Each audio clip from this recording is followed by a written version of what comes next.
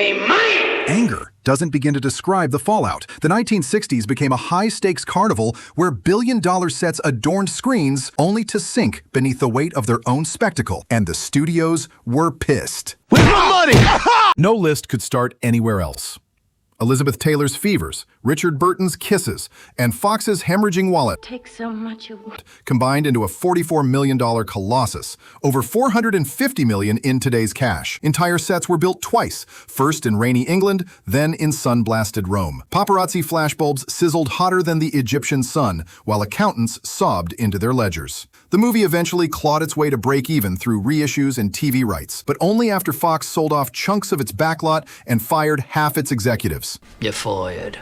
The next empire collapses even faster. The fall of the Roman Empire, 1964, when history repeated itself. Samuel Bronston doubled down on sandal spectacle and tripped.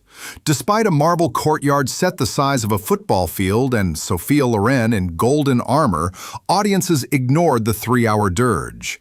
United Artists ate the loss, Bronston went broke, and the title felt prophetic. His producing empire toppled faster than the film's cardboard colonnades. But our next epic tried to recoup with Sunday School Salvation and still sank. The Greatest Story Ever Told, 1965. Too Long in the Wilderness. George Stevens turned the life of Christ into a 4-hour roadshow starring Max von Sydow, John Wayne, and half of Hollywood. Production dragged so long, the desert sets sprouted weeds. Global rentals couldn't lift the $20 million burden, and United Artists watched profit projections evaporate like water from a Jordan River mirage. Need a palate cleanser? Try Talking Animals. The sight of you is enough to give her a heart attack. Dr. Dolittle, 1967. Fox courted family crowds with Rex Harrison singing to a llama. Rain, Mud, and Stubborn Beast balloon cost past $17 million, while Harrison's diva antics stalled shooting. Preview audiences bolted. Oscar campaigns and soundtrack sales only slowed the bleeding. Decades of TV syndication finally nudged the picture into the black. But by then, Fox's accountants had seen too many nightmares featuring a giant pink sea snail. And here comes another Julie Andrews gamble, minus the happy ending. Star, 1968. Fresh off The Sound of Music, Robert Wise reunited with Andrews for a 70mm biography of stage diva Gertrude Lawrence. 125 costume changes, a $14 million spend, and an audience nowhere in sight. Fox panicked, chopped 40 minutes, retitled it Those Were the Happy Times, and still collected only $4 million domestic. Julie hit her high notes, the studio hit rock bottom. Next, a steamy desert romance that burned through cash instead of sand. Justine, 1969. George Cukor adapted Lawrence Durrell's Alexandria Quartet with Anouk May and Dirk Bogarde, hoping art house prestige would mask a bloated budget. Test screenings were ice cold. U.S. rentals stalled below $3 million. That left Fox nursing yet another sun-scorched wound. Our next flop features 2 titans, 1 staircase, and 0 financial footing. Staircase, 1969. Imagine Richard Burton and Peter O'Toole as bickering London hairdressers. The pairing cost a fortune, yet director Stanley Donin's bittersweet dramedy opened during changing times. Too bold for some, too timid for others. Domestic gross, a measly $500,000 on an $8 million outlay. Up next, Audrey Hepburn tries burglary. Heist. How to Steal $1 Million, 1966, Paris Heists, Givenchy Couture, Peter O'Toole charm. What could fail? Turns out, spending $12 million and earning barely half back. Fox's overseas return softened the blow, but domestic coffers stayed empty. Audrey's road trip fares no better. Two for the Road, 1967. Stanley Donin's flash-forward, flashback romance was formally daring, yet commercially dead on arrival. Production cost $5 million. Global rentals couldn't close the gap. Hepburn's box office halo dimmed, and Donin's next green light took years. From French highways to Kenyan plains, let's meet a lion that devoured profit instead of prey. The Lion, 1962. William Holden shot amid his real Kenyan playground, flying cages, crew, and color stock across continents. Location chaos plus Holden's princely perks pushed costs past $4 million. Domestic rentals barely grazed $1 million, producing a claw-mark deficit estimated at $3 million. Next, Gilded Jazz Age Tragedy meets an audience that never RSVPs. Tender is the Night, 1962. This lush biopic banked on post-Cleopatra glamour but misread the zeitgeist. With $10 million at stake and lukewarm reviews, the picture recovered less than half its cost, sidelining director Henry King and star Jennifer Jones. Ever heard of a con man who couldn't con the cash register? The Flim Flam Man. One Born Every Minute, 1967. George C. Scott charmed as a rural grifter, but Disney's Buena Vista release strategy sputtered.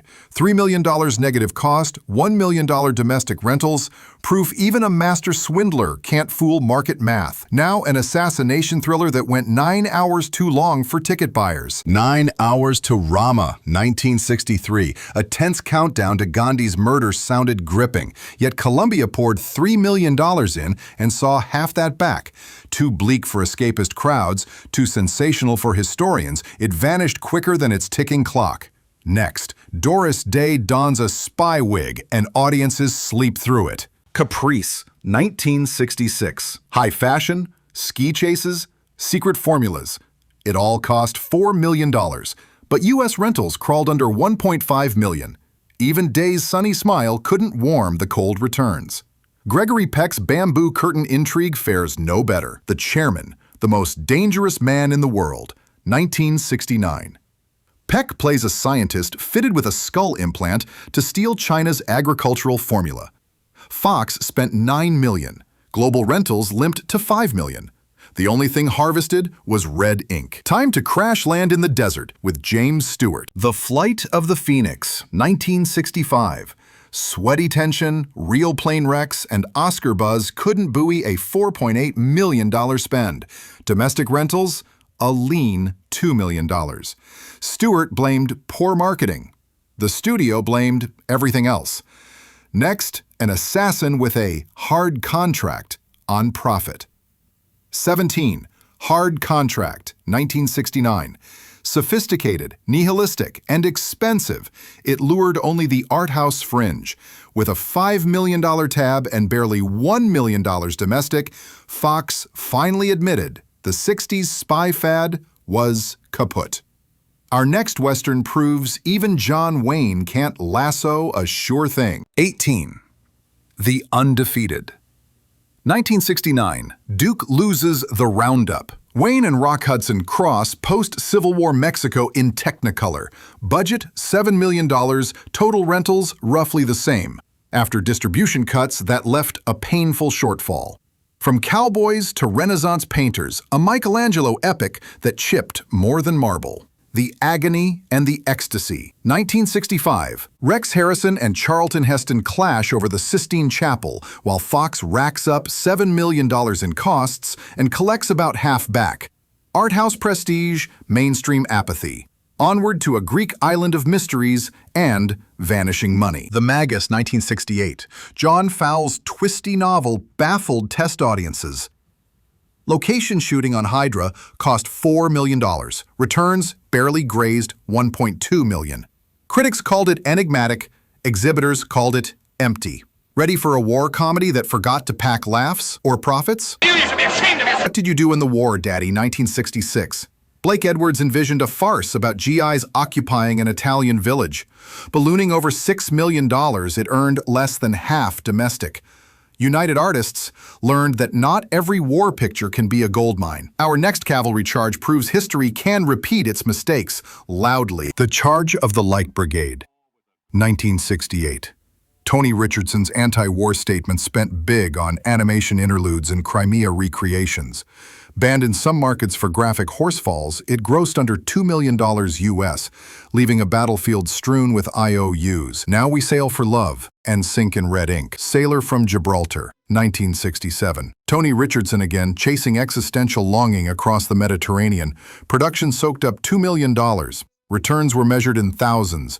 Critical curiosity couldn't plug the leaks. Next, a small French village hides a dark heart and empty cash drawers. Mademoiselle, 1966. Richardson's Third Strike, a moody tale of arson and repression.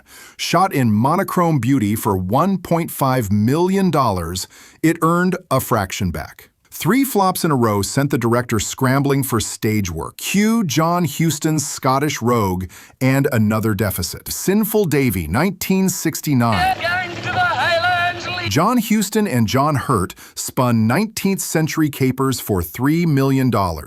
United Artists captured maybe a third. Huston disowned the studio cut, and moviegoers stayed away from the crime scene. Post-apocalypse next. Absurdism bombs, literally. The Bed-Sitting Room. 1969. Spike Milligan's nuclear farce exploded with Monty Python-style lunacy before Python was cool. Box office returns, however, were stone cold, chalking up around $800K on a $2 million spend. Dick Van Dyke's Beard is up next. Some Kind of Nut. 1969. A Manhattan bank teller decides never to shave again. Budget, $3 million. Domestic rentals, about $1 million. The beard came off, the deficit stayed on. 2 more comedy capers close out Audrey's decade in the red. Fitzwilly, 1967. Dick Van Dyke leads butlers in a Robin Hood scam. Despite seasonal cheer and $3 million negatives, it failed to recoup costs, leaving bankers anything but jolly. Spy sequel time, this brain costs $1 billion, but earns a pittance. $29 billion Brain, 1968. Ken Russell took Len Dayton's noir spy into psychedelic territory, icing sets in the Baltic Sea. Budget, $6 million, worldwide rentals, $3 million. Michael Caine survived, the franchise didn't. Our final stop, Caine returns for a war mission drenched in dirt and debt. Play Dirty, 1968. Michael Caine and Nigel Davenport trek across North Africa on a sabotage mission where everyone double-crosses everyone. Brutal tone, minimal marketing, $3 million budget, and receipts barely half that. Which of these costly gambles deserves a second shot? In Tinseltown, a flop isn't just a failure, it's a warning flare, lighting the sky for every dreamer crazy enough to follow.